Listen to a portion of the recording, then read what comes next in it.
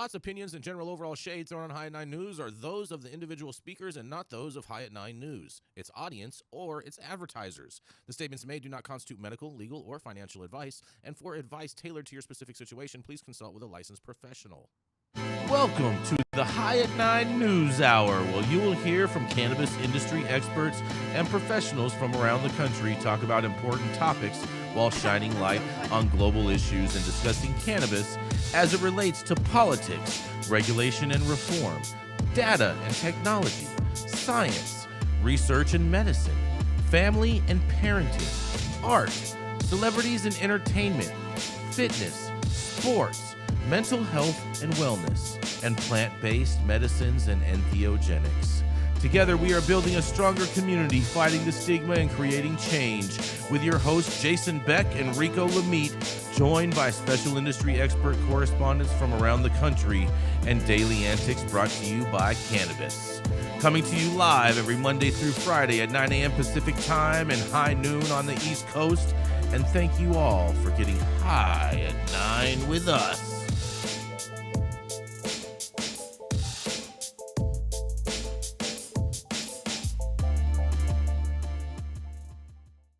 Oh, yeah. Good morning, everybody. That is right. It is finally Friday, you guys. That's right. It's Friday, May 17th.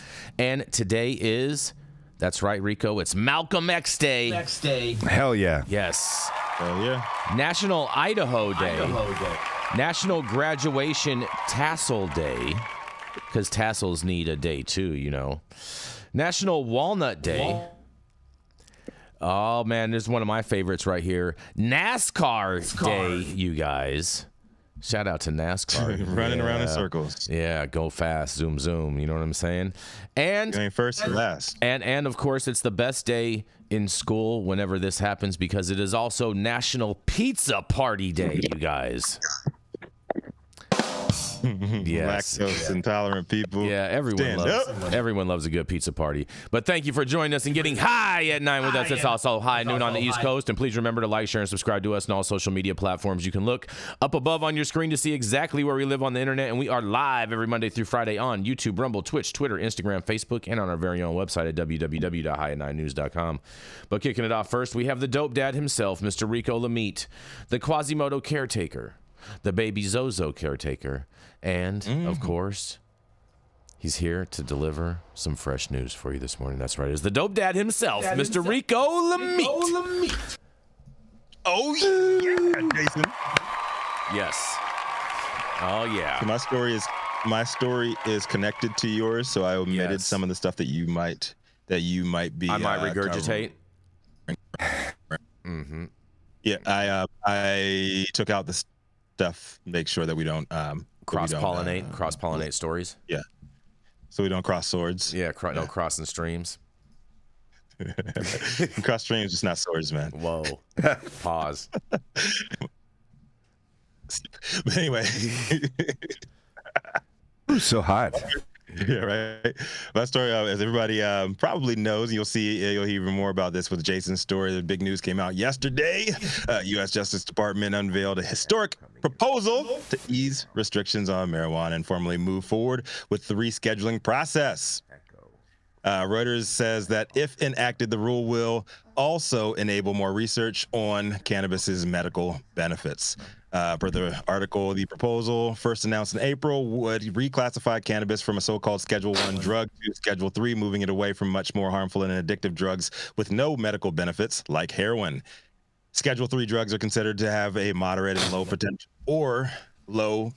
for physical and physiological dependence. And the U.S. Food and Drug Administration said it found, quote unquote, some credible scientific support for the use of marijuana in the treatment of chronic pain, anorexia related to medical conditions, and nausea and vomiting. Additionally, no safety concerns were identified in the FDA's view of marijuana poses unacceptably high safety risks. While rescheduling the drug, it would open up the doors to more research and medical use. help lead to potentially lighter criminal penalties and increase investment in the cannabis sector. New legal opinion made public on Thursday. The Justice Department's Office of Legal Counsel criticized the DEA's long-held approach for how it determines whether a drug has an acceptable medical use, calling it impermissibly narrow. I don't know, man. Is it time to disband the DEA? Yes. They're calling out each other right here. I love this infighting. The opinion also found that the DEA should accord significant deference to the U.S. Department of Health and Human Services, scientific and medical determinations. I don't know. HHS going to be replacing the DEA? Hopefully so. According to the proposal, HHS's Assistant Secretary for Health recommended that the DEA should place marijuana into Schedule 3, should have done it back in August 2023. Bombshell. The DEA, however, has yet to make its own determination. They're still dragging their feet. If marijuana's classification were to ease at the federal level, cannabis companies could reap significant benefits, such as being eligible for listing on major stock exchanges and more generous tax deductions. Moreover, they could face fewer restrictions from banks. With marijuana illegal federally, most U.S. banks do not lend or serve cannabis companies, prompting many to rely on cash transactions. The public will get a 60-day period to submit comments on the Justice Department's proposal, and a public hearing on it can also be requested. Like I said, I omitted a lot of stuff from this story because it might overlap with Jason's, but looks like the wheels are turning. My favorite part of this is it looks like the Department of Justice is taking shots openly at the DEA, saying they dragged their feet. HHS sent this shit over in August, and they've been ready to go. Be interesting to hear what Ann Milgram has to say, Secretary of the DEA, if she has any shots to fire back at them. Rico Lamitte, the dopest dad on the street for High at 9 News. Let's talk about it, man. Man, Unless I'm hoping you just want to go right into yours, Jason. No, because it's directly connected. No, I'm hoping for a Twitter war. I'm hoping for a Twitter war between the DOJ and the DEA. That's what I'm hoping for. Jason just wanted you to know the DEA was invented to cover up the tracks of the CIA. Even show it on Narcos when Kiki Camarena gets to the top of the pyramid. DEA is a total sham organization. You're in Vietnam to smuggle heroin. You're in Afghanistan to smuggle heroin. You're in South America to smuggle cocaine. By we, I don't mean me, Germain, and the people on this panel. I mean the CIA to destroy communities of color, war movement, the free speech movement, to keep those of us at the bottom of the pyramid from aligning. Germain's back, you guys. Yes, he is. Boom! He is back like he left something. Right? Came right back like cook crack. Come on, baby. Exactly. I think we have to thank the Congress back in 1970 for making sure that the DEA or the Attorney General didn't make the decision by itself. That they required Health and Human Services to speak about the scientific and medical evidence. And that really created this. Otherwise, the Attorney General would have made the decision with his own scientific information. Dr. T, we're getting a little bit of echo. Shout out to the folks back in 1970. Yeah, Dr. T, we're getting a little bit of echo. The DEA, what do they have left? They got like what? Like fentanyl. Like go after those, man. Go after fentanyl. Go after trank. Go after meth, heroin, meth. Like stay away from the rest, man. Stay away from the ones that actually help people. Like that's it. Like Jason, would you support defunding the DEA? Yeah, I'm all in support of that 100%. Jason can even hear us. I hear you over there in his own. I hear you. What do you mean? You don't hear me? They're not hearing me. I need a conservative. I need a conservative voice on this. Can we cosplay this shit? Can you not hear me? Are you telling me that you can't hear me? Oh no, Elise, Dr. T, Dr. Mark, what do y'all think? Well, I put a link in Jason's story in Discord to the DEA document that was issued yesterday. That if somebody is able to link in the chat so our audience could read this 92-page document. This 92-page document, very important because it addresses the 800-pound gorilla in the room. which is the hemp intoxicating cannabinoids, which is a $50 billion or better market that's happening and has nothing, well, literally, removed from the descheduling or rescheduling of cannabis from 1 to 3. So rescheduling of cannabis from 1 to 3 certainly impacts licensed cannabis operations in all the states, because none of those are licensed to dispense and produce Schedule III substance. Zero. So most pharmaceutical companies aren't outfitted to grow cannabis. So what I predict is that this is, again, the big pharma's play to acquire multi-state operators who have already established cannabis production and dispensing businesses. So those will be acquired by pharmaceutical companies, right? And then the pharmaceutical companies will have to basically put their GMP stamp of approval on the way that they're producing cannabis products today. But what this completely left out of the equation was the hemp-derived intoxicating cannabinoid markets. In yesterday's document that was issued by the DEA, let me quote this so I can get this right. Hold on just a second. So this document is troubling to the cannabis industry or the hemp industry, because the only thing that's contemplated here in the rescheduling of cannabis from 1 to 3 is naturally derived D9 that's extracted from cannabis plants, right? There is no contemplation of synthetic cannabinoids, which the DEA has already the Schedule I substances. Hey, you guys, I'm getting major echo from you guys. I'm not sure which one of you guys is coming from, but I get it when I hear from Dr. T and when I hear from you, Dr. Mark. I'm getting major echo, and the chat is seeing it too. So okay, here, let me put on my little headset here, so it won't be me. I hear you. Hey, JJ Jason, do I have an echo? Okay, yeah, we don't got time for that, Matthew. Okay, are you still hearing echo from me? Yes. Yep. Yeah. Someone else, and then it's someone else's machine, not mine. And Doctor is muted. I see him muted on Discord. Elise, can you mute for a second on your Discord? Okay, so you're muted too. She's muted too. Mathieu St. Germain, can you mute too? Can you mute too, Matthew? Any echo? No echo, right? No. We're good. Go ahead, Dr. Mark. Go ahead. Okay, so Jason, if you could you post the link to that DEA document? I'm gonna put that into the chat. That link into our chat so people can check it out. Yes, without a doubt. Okay, so again, I think we had somewhat speculated on this when the rescheduling discussion had happened, but this 92-page document spells out a lot. And in the rescheduling of cannabis from Schedule I to Schedule III, only naturally derived delta-9 tetrahydrocannabinols are contemplated. This means it's game over for synthetics such as hemp-derived D9, hemp-derived D8, HHC, THC, THCO. This is huge because we believe that this market is in excess of $50 billion or better. So it's highly capitalized, a lot of deep pockets. A lot of people are making a lot of money in this alternative cannabinoid or hemp space.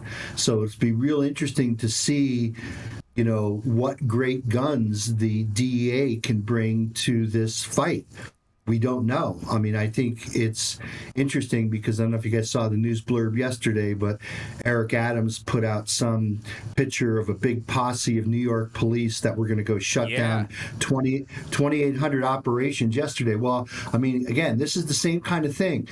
The DEA, this is a Davy and Goliath kind of thing. This industry is highly capitalized. If I don't know. What could they possibly do to basically shut down HHC, Delta 8, and all that other stuff? I don't know. But this document would basically say that they are poised to do just exactly that. You are exactly right, Dr. Mark. And on that, I'm going to roll right into my story. Are you ready for this, Rico? Come on with it, Jason. All right. All right, here we go, you guys. Here we go. Because Biden announces a monumental shift to formally reschedule marijuana. That's right. President Biden was gaslighting all you guys yesterday. The internet was going in a frenzy yesterday with all this gaslighting that was happening on the internet. And President Joe Biden on Thursday confirmed that the DEA will be pursuing a proposed rule to reschedule marijuana, calling the move monumental in a video posted to social media. In a quote, he says, "Today, my administration took a major step to reclassify marijuana from a Schedule I drug to a Schedule III drug. It's an important move toward reversing longstanding inequities." I would say otherwise, but nonetheless, Biden said. No one should be in jail merely for using or possessing marijuana, period. For too many lives have been upended because of failed approach to marijuana, and I'm committed to righting those wrongs. I think it's funny that he doesn't ever issue an apology for being the author of the Three Strikes Act when he's making these kind of promises to people, but nonetheless, that's just me saying that. Hold on. Mr. No Apologies himself is mad at somebody else for not apologizing. Just had to insert that right there, Jason. Thank you, Rico. I appreciate that. Good looking out. Shortly after Biden's video went live, the U.S. Department of Justice confirmed in an emailed statement that it had sent a proposed rule to the Federal Register, initiating a formal rulemaking process to consider moving marijuana from a Schedule I to a Schedule III drug under the Controlled Substances Act, based on the recommendations issued last summer by the Department of Health and Human Services, in quotes, "In light of HHS medical and scientific determinations and OLC's legal advice, the Attorney General exercised his authority under the law to initiate the rulemaking process to transfer marijuana to Schedule III," the DOJ said in a release. The DOJ noted carefully, however, that the rescheduling process is far from complete, you guys, and that during that process and until a final rule is published, marijuana remains a Schedule I controlled substance. The DOJ also shared documents regarding the rescheduling process and the DOJ's Office of Legal Counsel's memorandum on rescheduling. And once the proposed rule is made public in the Federal Register, the DEA will hold a 60-day public comment period before then reviewing input and then publishing a proposed final rule, all of which could take months to years, according to legal experts. But some industry insiders have expressed hope, I would say these people are dreamers, that Biden administration may have teed up the rescheduling process to conclude much quicker, ideally prior to November election, to prevent a possible new Trump White House from halting rescheduling altogether, which I hope he would do in case Biden loses the race. Well, because we all know Biden's going to lose the race. But nonetheless, regardless, several cannabis industry trade groups, including the U.S. Cannabis Council, the National Cannabis Roundtable, and the Coalition for Cannabis Scheduling Reform, immediately hailed the move by the Biden administration on Thursday and said it's a step in the right direction. And this is why I say all these organizations don't do anything for cannabis reform, because all that they're doing is just gaslighting the people and gaslighting the administration, because this is not good for people. But nonetheless, so just my opinion. Brian Barash, vice president of the cannabis tech platform Dutchie and spokesperson for the Coalition for Cannabis Scheduling Reform, said he was thrilled at the news. In quotes, "This is a huge victory for everyone who has worked to normalize federal cannabis policy and begins the process of federal support for state cannabis markets. Most importantly, for the first time, the federal government recognizes the overwhelming evidence of the clear medical benefits of cannabis," Barash said. Ed Conklin, executive director for USCC, said in an emailed statement that the trade group strongly supports the DEA's move. And in a quote, "Moving cannabis down to Schedule III would signal a tectonic shift away from failed policies of the last 50 years, Conklin said. Thanks to President Biden and his administration, the federal government will soon turn the page on prohibition and set the stage for further reforms. Safria Galoob, executive director of the National Cannabis Roundtable, added that the shift is a step towards larger federal cannabis reforms. I totally disagree with that. This is the last step that cannabis is going to see once this happens. And she says in a quote, "Our work does not end here. Galoob said, echoing a comment industry sentiment. While we continue to commend President Biden, the DOJ, and HHS for following the science and ignoring the need for federal cannabis policies to shift after decades of state leadership, Congress must also take action to further this process. Former Deputy U.S. Attorney General James Cole also asserted in the NCR statement that Congress still has to act in order to set the stage for a legal natural marijuana marketplace as opposed to the patchwork of state-by-state regulatory systems currently in place. In a quote, by recognizing, as the federal government has done, that cannabis does have valuable medical applications, and with the overwhelming legalization in states, Congress must face the simple reality that cannabis is and will be present in our society, and do its duty by providing for the safest and most effective regulatory environment to exist, Cole said. Thursday's news is part of an ongoing saga that Biden kickstarted back in 2022 with an order for his administration to expeditiously review marijuana's status as a Schedule I narcotic.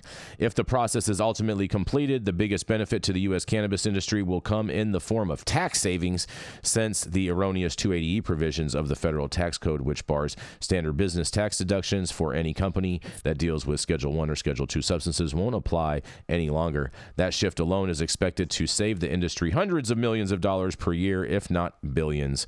But moving marijuana to Schedule III would also leave the entire U.S. marijuana industry still federally illegal, since none of the state-level companies dealing in cannabis are legally permitted by the DEA to traffic in Schedule III drugs.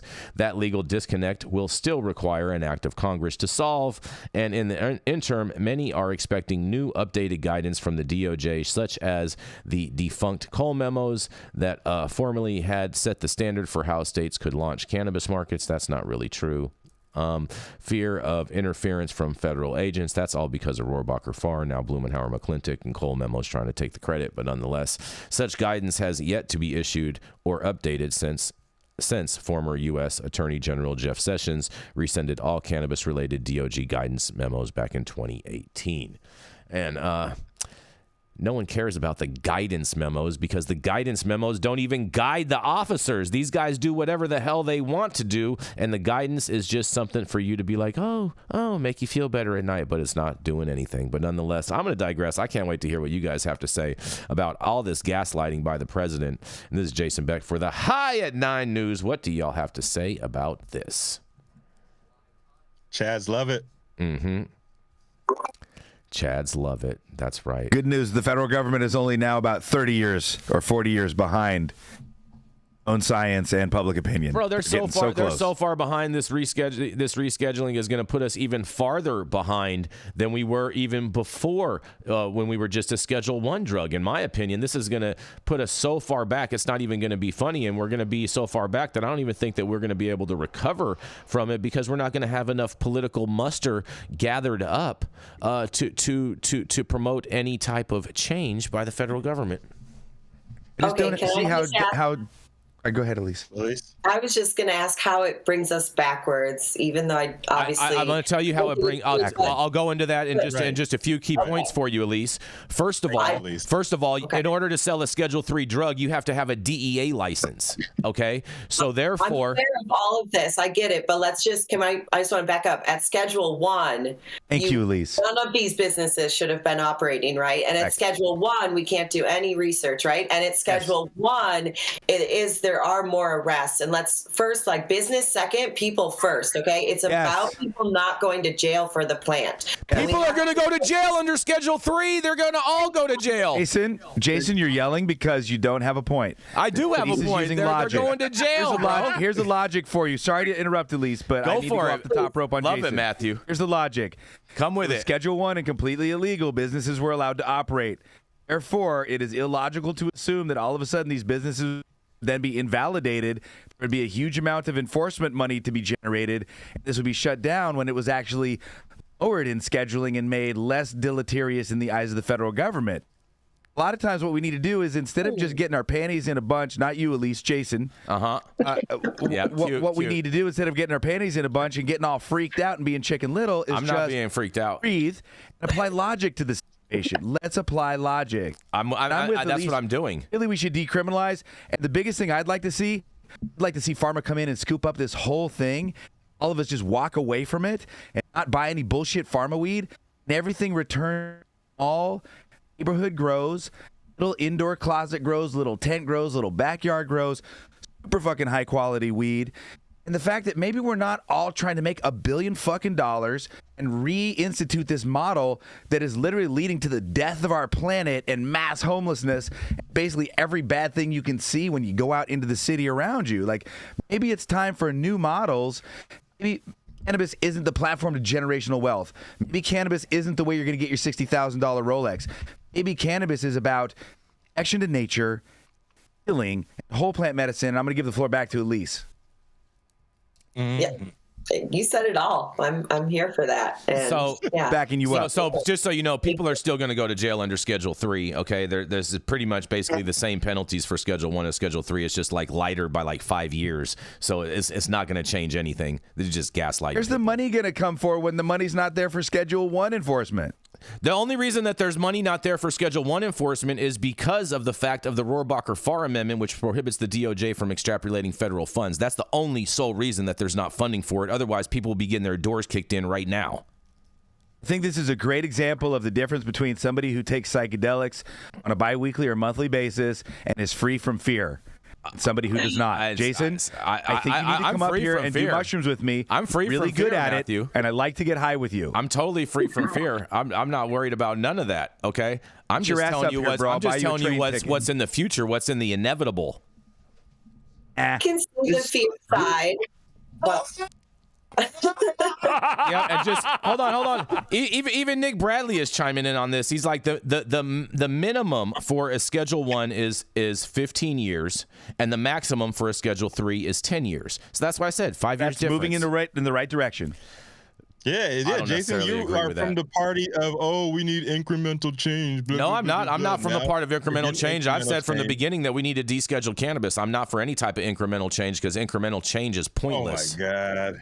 But now that Schedule 3 is going to get Pharma in the game. Exactly. The one thing you have to think about, Matt, is that 8 out of 10 lobbyists in Washington, D.C. work for the pharmaceutical and industrial ag complex, right? So they're going to use those lobbying dollars to basically put pressure on the DEA to guard their investment. Exactly. If Big Pharma makes investment by starting to acquire MSOs and starting to produce cannabis, they're going to basically tell the DEA, sit down on these motherfuckers because they're taking away our market. Exactly. Wait, you mean cannabis has destroyed the cannabis. Thank you, Mark. The quality.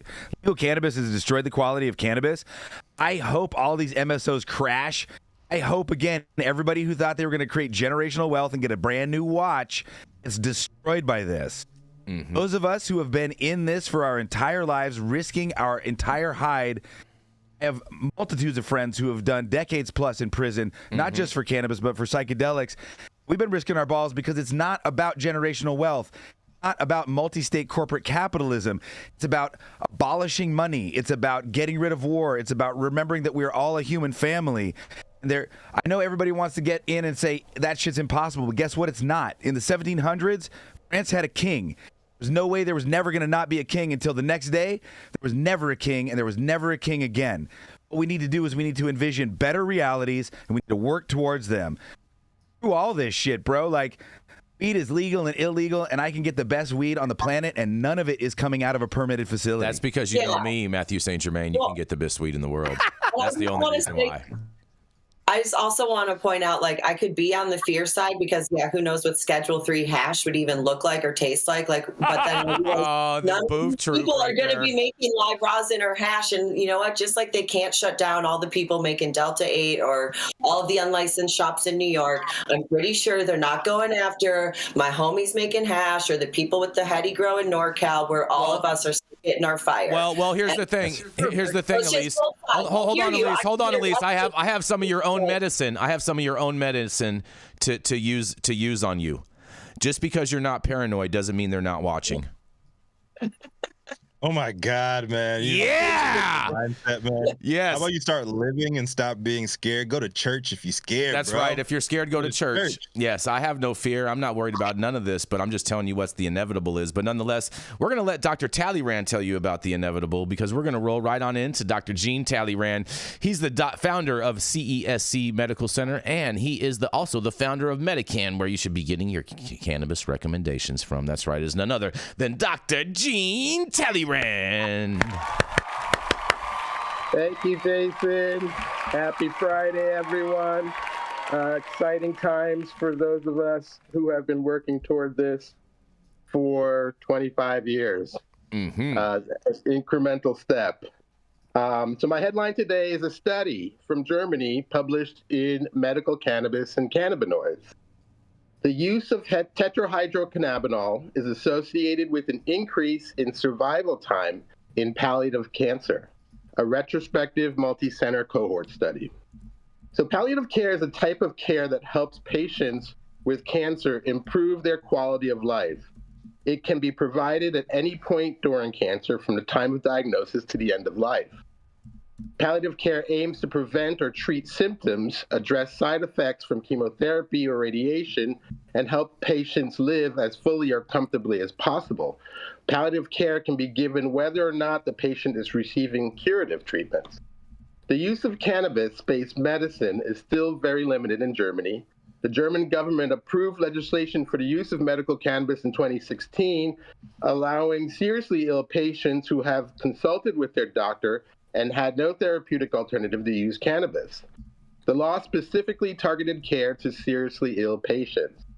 Many physicians and nurses working in palliative care have observed the positive effects of THC in their daily practice, including improved symptoms, a better quality of life. There are previous studies reporting that cannabis-based medicine is well tolerated in palliative care.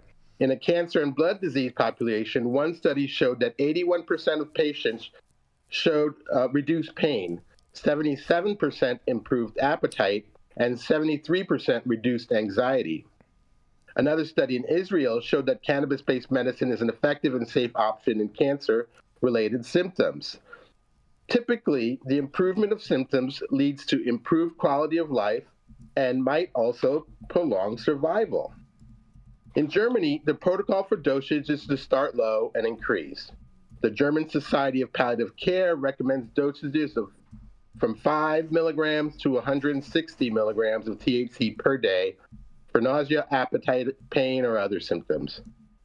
In this study, a total of 11,883 patients receiving palliative care from 5 different palliative care treatment centers were evaluated. The patients were split into 2 cohorts: those who received more than the average of 4.7 milligrams THC per day, and those who received less than that. The cohorts were split by average dose to maintain an equal number of patients in each group. The group who used less THC lived on average 25 days, while the group who used more THC lived an average of 40 days. That's a difference of 15 days more with the higher dose of THC. The researchers observed that the group receiving more THC were more mentally and physically active. The increased activity improved quality of life and enabled patients to renew social contact with relatives and friends, and settle essential affairs before dying. This study had several limitations. Patients may have used more THC, which was not documented. A group of patients were not included in the study because they died before receiving their maximum dose of THC. Different forms of THC were used in different centers. The authors did not consider the anti-tumor properties of THC, and this is an observational study with a retrospective design. A randomized controlled trial would have been unethical. The authors proposed that even patients with low-dose THC became mentally clearer and developed the ability to let go and die. What do you think? Does THC make people with cancer live longer? This is Dr. Jean Talleyrand with High at 9 News. Yes. Yes. I love this story, Dr. T. I feel like this is great news. But then I also have to play a little bit of devil's advocate. And here we go. Yeah, you already know. You already know, Elise. You already know.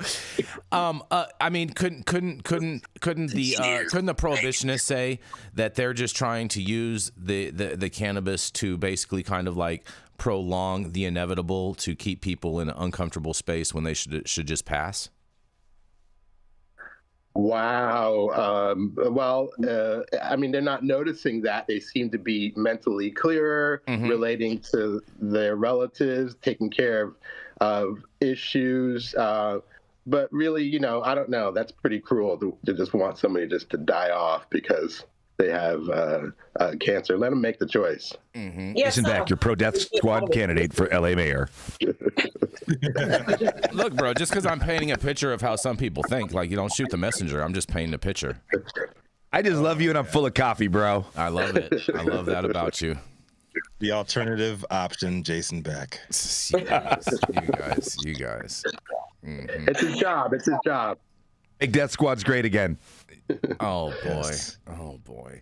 I mean, but overall, this is fantastic news, Dr. T. I think this is phenomenal. Anything that keeps families together longer, especially through these traumatic times, so people can have the time to deliver their final wishes to their family members or whatnot. This is great news. I was surprised that it was dose dependent, that you live longer with the higher doses of THC. And not the lower doses of THC. So dosage matters as well here. Wouldn't that just speak to the quality levels of it, Dr. T, as opposed to the actual percentages? There's a lot of problems with this study. There are a lot of limitations. It's not the greatest study. It's retrospective. The dosage is poorly controlled. So yeah, it could speak to the quality of the product they're using too. Okay. So, Dr. T, you speak to this. Nick Bradley in the chat said he had a 47-hour postictal period after his seizures. Anything over 6 is fatal, and he attributes his cannabis use to his brain being able to sustain that. Well, people have long postictal phases that after seizures. They don't usually last 2 days, but what's dangerous is if you keep having the seizures, not if you have the long postictal, which is interesting that he had that. But cannabis, it helps attenuate the seizures from some people, and I'm not sure what it does to the postictal phase. I don't recall seeing any studies about what it is. And for those who don't know, you get the seizures and then you feel really tired and groggy after the seizures. Is the postictal phase. Got it. That's fantastic information. It takes a lot of energy out of you. Yeah, we got to keep this train rolling. We're going to roll right into a commercial, and we're going to be right back. Let's do it. Oh man, that was weird. Hey, you America. Do I look like Sean Connery?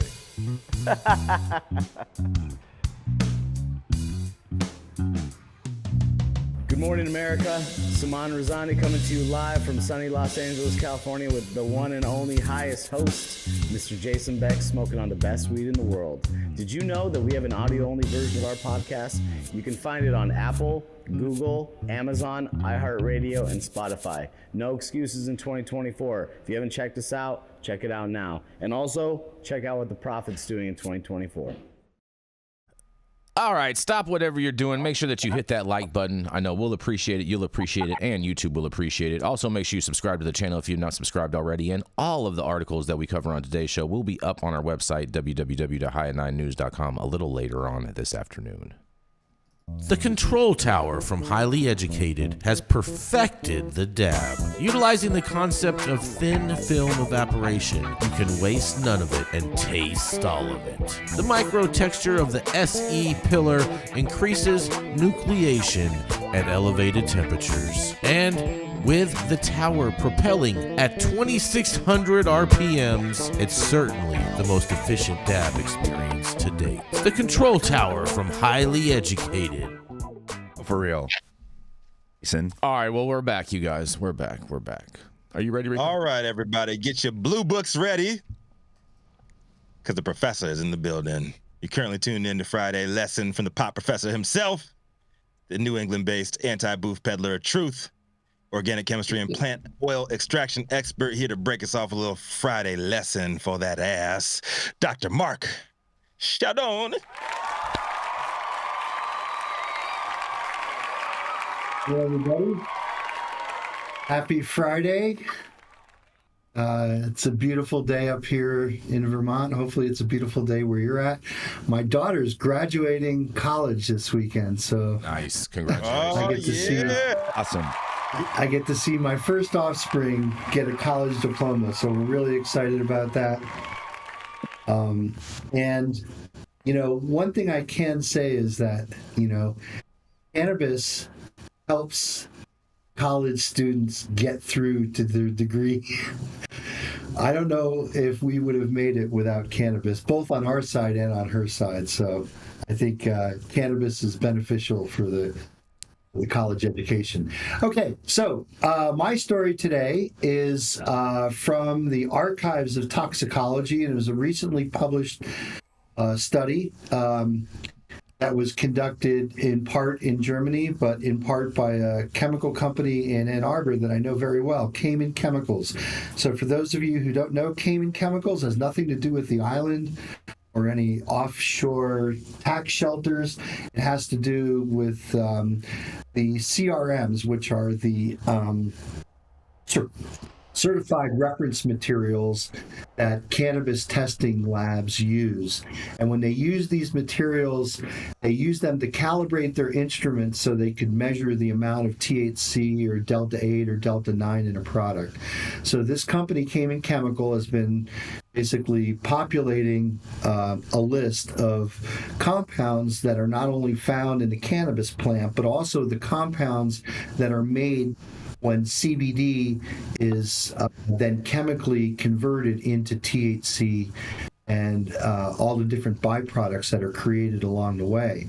So the reason why this paper is significant is because up until this paper, there's been very little known on the byproducts that are formed in the chemical conversion of CBD into THC. And this is essentially one of the first papers that basically looks at what do those byproducts that are formed in these reactions do. And they looked at something called beta-arrestin 2 recruitment bioassay, which is kind of like a hallmark enzymatic assay, and the data that is being shown on the YouTube screen right now shows a test of some of these compounds that they're looking at and looking at how they affect this beta-arrestin 2 recruitment in a bioassay. So let me just cut to the chase and basically give you some of the data here. Multiple THC homologs, including what we've all heard about THCP being something that's 30 times more active. That 30 times more active was speculation from the Italian authors that first presented the compound in a paper back in 2019. I think this data here shows that it is more active than THCP, but it's not 30 times more active as it was claimed. So they also looked at the hexo analog, which is the C6 analog. They looked at the C8 analog, and they also looked at just the methyl analog, which is a C1. Found that there was no activity, little to no activity with the methyl analog. But as you grow that carbon chain and that carbon chain gets bigger and bigger, you're going to start seeing activity at CB1. And it was really important to look at, some of the activity of these hydrogenated products. So we've all heard about HHC. Well, HHC is just hydrogenated THC. HHCP is hydrogenated THCP. So until this paper came out, I had not seen any biological evaluation of HHCP or THCP. So this was a very important study to basically show that, these things behave like cannabinoids. They're not necessarily acting on CB1, but they are showing some of the same hallmark activities that cannabinoids show. And what they found was the most potent cannabinoid that they tested was indeed THCP. But they also found something that I kind of found out anecdotally, is that when you hydrogenate CBD, you turn it into something that's been called H4CBD, or actually its true acronym is THCBD, or tetrahydrocannabidiol. So cannabidiol has got 2 double bonds in it, and when those double bonds are hydrogenated, you convert it into something that's CBD-like, but it's different. They typically call this H4CBD. And if you look at the structure itself, when you do that hydrogenation, there's a possibility of making 4 different what are called stereoisomers. Stereoisomers have to deal with the geographical, or should I say geometrical, spatial orientation of the groups in the molecule. And what they found was that one of the 4 stereoisomers, the SH4CBD, showed high activity against not only CB1 but also CB2. And this is something, again, that I have observed anecdotally. Several years ago, when we first started hydrogenating cannabinoids, we made hydrogenated CBD. And then, like a true pioneer, we dabbed what we made. And lo and behold, CBD, when you dab it, definitely does not give you the heady high that THC does. But when you hydrogenate CBD and you make H4CBD, it definitely, you could feel it. I mean, it basically sits you back in the couch like, whoa, I'm definitely feeling a heady high here. So that's interesting. CBD itself is not psychoactive, but it's one of the stereoisomers formed in its hydrogenation is. The other important facts about this paper is that they're looking at some of the byproducts that are present in some of these Delta-8 products. Like I said before, there hasn't been a whole lot of investigation, and what they basically come out to is that they behave like cannabinoids, but they're not necessarily hitting CBD1 or hitting CB1 like THC would. But what they're doing, which is very important, is that they're activating CB1. So they're acting in a way to make the receptor more functionally active. And when the receptor is made more functionally active, you got to remember that when you're taking these compounds, you're taking Delta-8, which is probably like, I don't know, maybe 80 or 90% pure Delta-8, but now you have 3 or 4% of these other compounds in there. Well, what happens is the other compounds actually increase the activation that Delta-8 has at the receptor level. So this is important to establish, because what you'll find is that not everything reacts or acts in the same way in the human body. And I think what we're going to find out here is that there could be other receptors that these things are acting on, or there could be what are called allosteric sites on the receptor, which isn't the active site of the receptor, but it's a remote site on the receptor that somehow changes the active site of the receptor. So again, very important paper. I immediately flagged this as something I wanted to talk about. Less regulation, less hemp bills. I mean, this is related to hemp in that they're looking at the alternative cannabinoids that you're getting out of hemp. But hopefully with more studies like this, maybe what will happen as a function of that DEA document that we were talking about is that somehow the pharmaceutical industry and the Schedule 3 listing of cannabis will not only acquire the, extracts business, where you're growing cannabis, you're extracting it, and you're putting those extracts into products. Maybe it'll also swallow up the synthetic side of things, and maybe, in the long run, that could be a good thing for human safety, because the pharmaceutical companies are more acquainted with how to deal with synthetics, how to deal with byproducts, how to optimize a process so you're not making byproducts. And again, there could potentially be a way to sort of steer this alternative hemp-derived cannabinoid space into pharmaceutical land. I don't know. That's just an opinion. That's Dr. Mark here from the halls of Shirey Science Hall at the St. Michael's College in Colchester, Vermont. I'd like to hear what you have to say in the chat or what any of my colleagues have to say about this on the panel, but I think this is generally a good thing that we're seeing more research done on these alternative compounds that up until this point, we had no idea what they were doing in the body. Wow.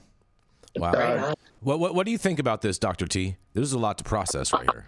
I'm happy to give the synthetic market over to pharma. Let them have it. I think a lot of reason people use cannabis is because it's been naturally derived over thousands of years of evolution and interaction. This synthetic process is dangerous, and so let them go through their appropriate processes to make sure that it's not hurting anyone. The reason why it's a multi-billion-dollar market is because a natural product is not available. But with this rescheduling, maybe more natural product will be available. There will be less fear out there. And so I don't predict that this market will last very long. So let pharma have this fledgling market. By the way, hydrogenating fats, it hasn't been a good idea for human health down the road. So it's interesting to see that this also happens with the cannabinoids. Mm-hmm. Yeah, so just to inject a little bit of reality there. So when you hydrogenate triglyceride oils that are seed oils like sunflower oil, corn oil, and all that kind of stuff, you do end up generating what are called trans fats as a byproduct. These compounds, Jean, are not seed oil. So when you're hydrogenating cannabinoids, you don't make the heart unhealthy fats that you make when you hydrogenate seed oils. So a lot of people have that misconception, but I have to, tell them that no, you're not making trans fats when you're hydrogenating CBD. But you are making trans cannabinoids, which may be a problem, right? Well, you're not necessarily making trans cannabinoids. You're making saturated. So you're taking cannabinoids and terpenes, which have unsaturation, which are double bonds, and you're saturating those by basically adding hydrogen to the double bond.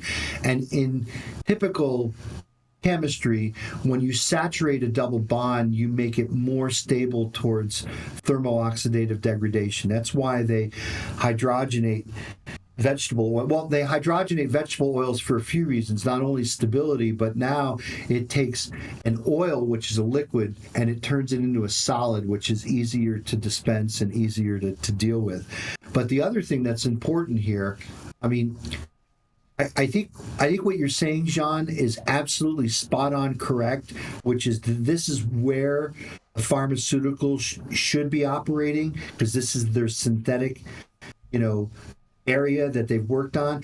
And like the tests that are being done here, there's no entourage effect. These compounds are all being tested as single active ingredients, right, Jean? And so that's kind of like the FDA bailiwick, which is single active ingredient, not plant herbal medicine, not full spectrum entourage. Let's just look at the individual compounds.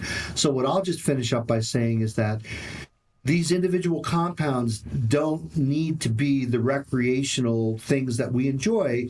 I think you agree, Jean, that all people really need is high quality cannabis. But where these compounds could potentially show use are on difficult to treat diseases where just using cannabis can't cure the cancer or can't cure the diabetes. Maybe these are the active ingredients of tomorrow's pharmaceuticals, which are not plant-derived, but they're inspired by the plant, because if you look at the molecular structures, they look a lot like what's in the plant, but they're not exactly. They're a little different. That's where I think Big Pharma gets to play in cannabinoids, which is not to make and grow and sell weed and THC and CBD concentrates. Let the cannabis industry do that. What Big Pharma should be doing is taking these new compounds and developing those into the medicines of tomorrow by taking it through FDA-sanctioned clinical trials. But do you guys really think that that's going to happen? Because doesn't the government see it as two different plants, and so the Farm Bill regulates hemp and the government sees it as the same plant because in the definition, it's all cannabis sativa L. They know it's the exact same plant. The only thing that's different is the THC percentage. That's the only thing that they regulate. You guys think that when Schedule 3 passes, though, that just takes away the Farm Bill? I'm just curious, not at all. No, they specifically said marijuana, Elise, which is their definition is cannabis sativa with THC greater than 0.3%. So that's what they're talking about. So all which the companies is not Marinol. Right? Marinol, which is an FDA-approved drug, is a total synthetic. Marinol, unlike Sativex and Epidiolex, is not coming from a plant extract. It's synthesized. And when it's synthesized, you make both the right-handed and left-handed versions of the molecule. So by definition, Marinol is only 50% as active as naturally occurring THC. Exactly. Fair enough. So my point was most of the companies making these products are not pharmaceutical companies that are using the Farm Bill loophole. So therefore, assuming that Schedule 3 is just going to take up all of those companies, I'm just wondering why we think that. Schedule 3 is not going to bother the hemp companies. Okay. Yeah, I just thought that both the docs were saying that it would make that, they want the derivatives and the synthetics to end up in pharmaceutical hands, but I just don't see that changing based on Schedule 3. I mean, those are all Farm Bill companies. Am I right? You're correct. Okay. Yeah. Oreos do not have any trans fat, and that's why I'm a big fan of Oreos. Oh boy! So do they have hydrogenated cannabinoids? Yeah. Oh boy! Maybe in the future. Oh man, Dr. Mark's gonna go start making some in the back pretty soon. I want to try the CBD rosin or the hydrogenated. We got to keep this. We got to keep this rolling. We got to keep this train rolling, you guys. But first of all, we do have a couple super chats to read, and so we want to thank the Suitor of Music who says Nick Bradley is my best friend. We will smoke performance-enhancing weed and golf one day. And we have one more from Miss Ingrid Fay, who says, "Here's to Science Friday at High at 9 News, you guys." Yes, you're here. Yes, thank you, you guys, man. That's all love. Yes, all that. Thank you all so much. And we're gonna roll right on into Miss Elise McRoberts. She's the Hashinista. She is currently judging Emerald Cup pre-rolls, and she is showing women how to show their bigger side. That's right. There's none other than Miss Elise McRoberts. Oh, Jason, thank you. Thank you, everyone. Good morning, High at 9 fam, and happy Dead Sphere to all my fellow Wooks out there who celebrate.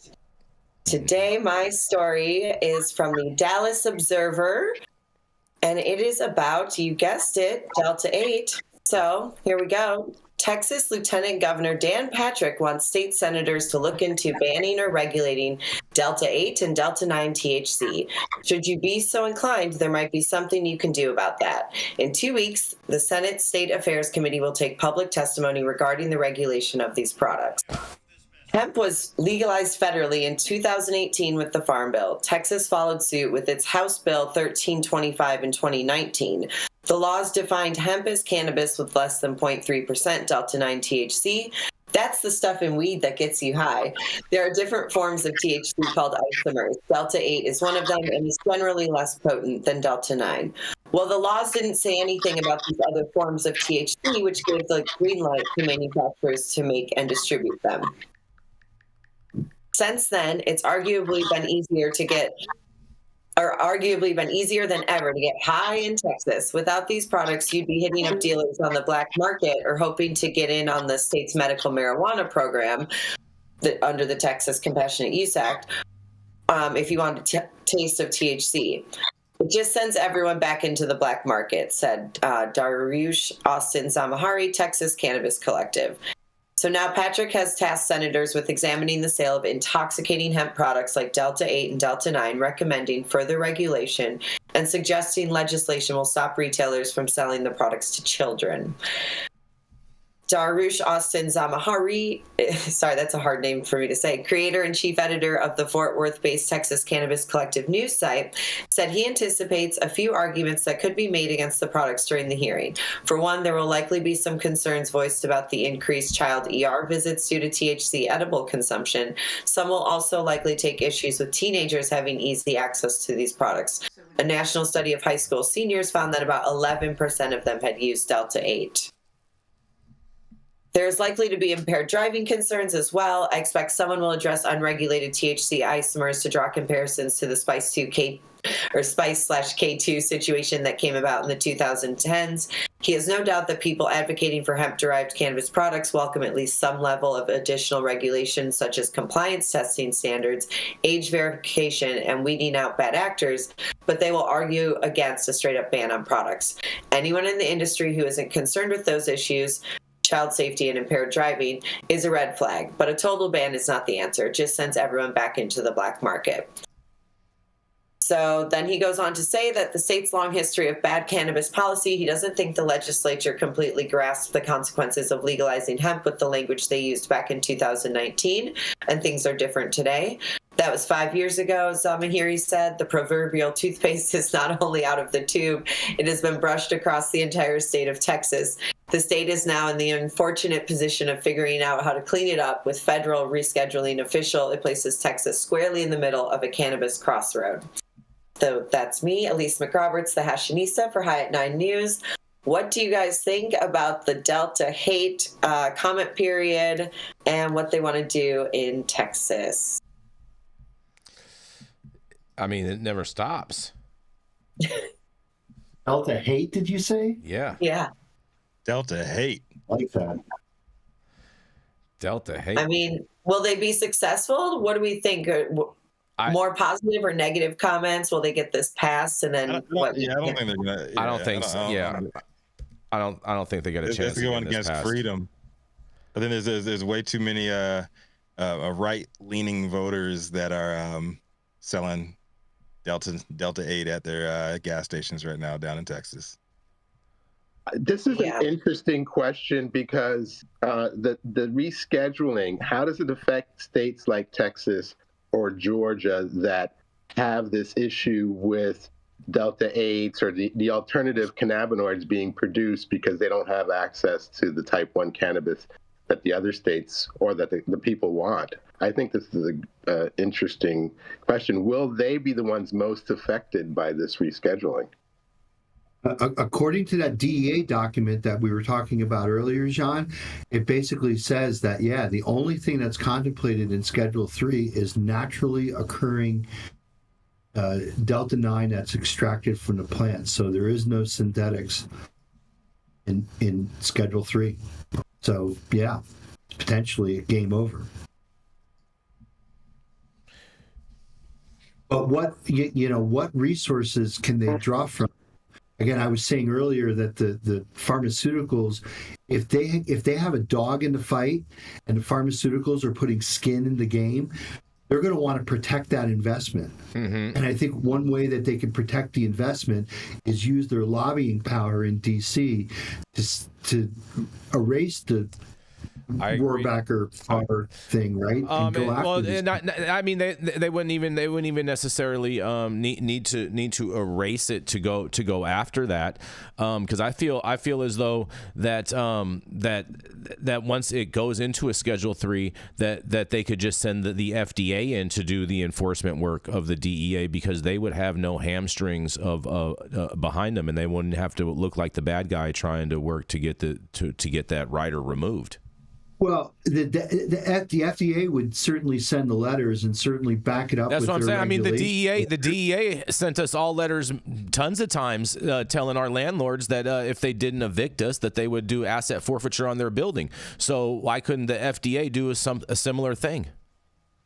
Well, I can tell you from having my door knocked down by, cops with guns drawn, that the DEA will basically contract with the local law enforcement in that area. I've seen them do that, and a lot of times the locals will also bring in a federal officer to come in with them during a raid, because they will get higher status of what they're able to seize and keep, as opposed to just being a state or local jurisdiction.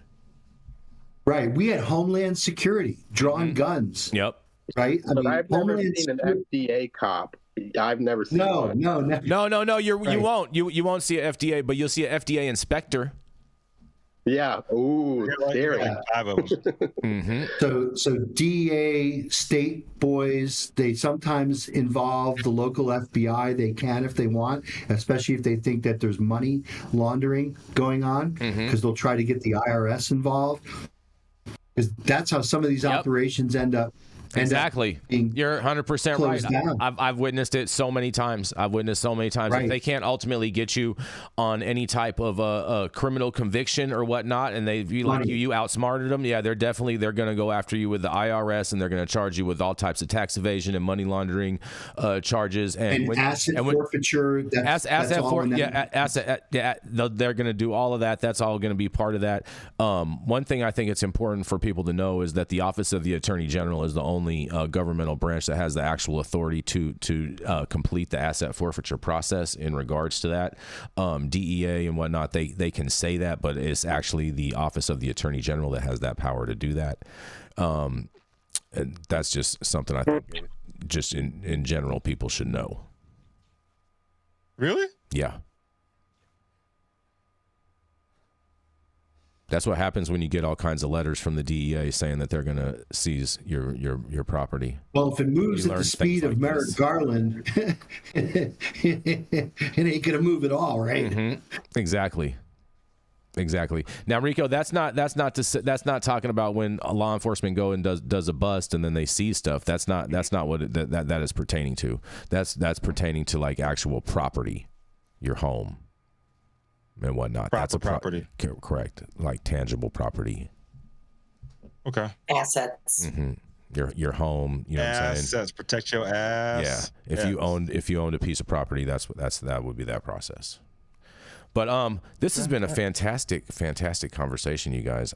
Mathieu St. Germain had to leave us early. He had a hard stop at 8 or at 10. But I have I'm going to cover his story, and it's pretty fun. Okay. I think you guys are really going to like this. And we have a video to go along with it.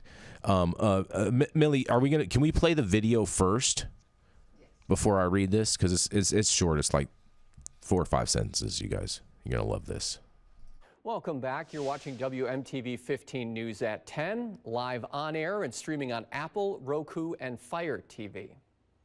Cannabis was spotted near the Wisconsin State Capitol earlier today. Here's video that we took this afternoon. We talked to a UW professor who's an expert on these plants. She explains why you can't tell exactly what you're looking at right now. It is cannabis sativa, but whether or not is classified as hemp or as drug-type cannabis depends on the amount of THC, and you can't tell until it's flowering how much THC is in it. She also explains, in her opinion, it looks like it was purposefully planted. It is illegal to grow in the area unless you have a permit from the USDA.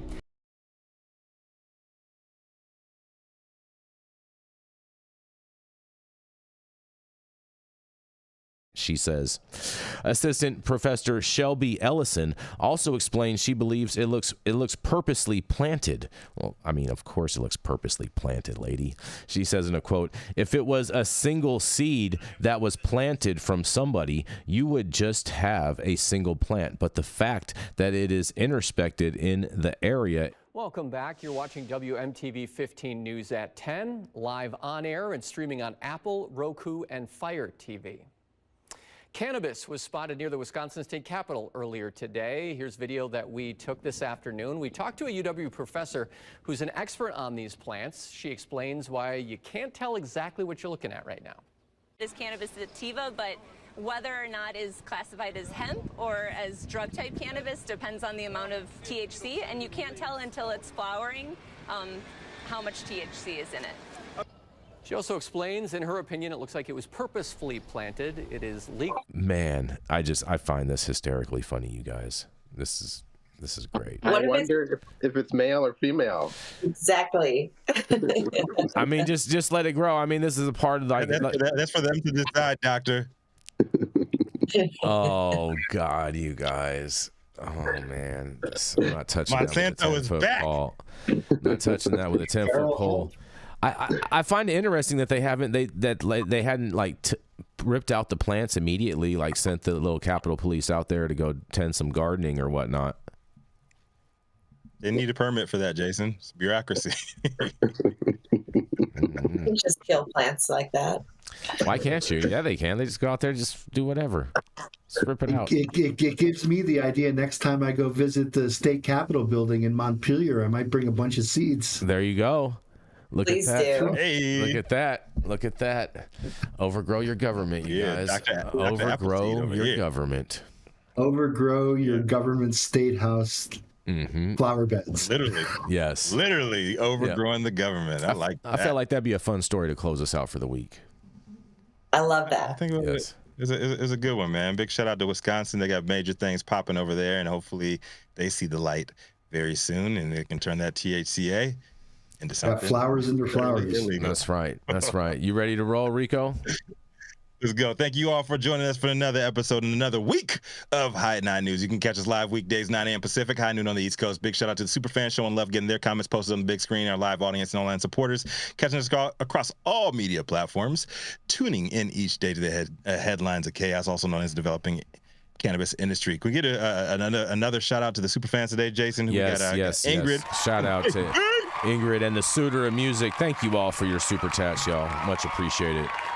Malik in the building. Yes. Always showing love. We love you guys. Appreciate that and keep on smashing because it is 100% consensual. So I lost my place here, man. I lost my place. Oh boy. It's not the first time.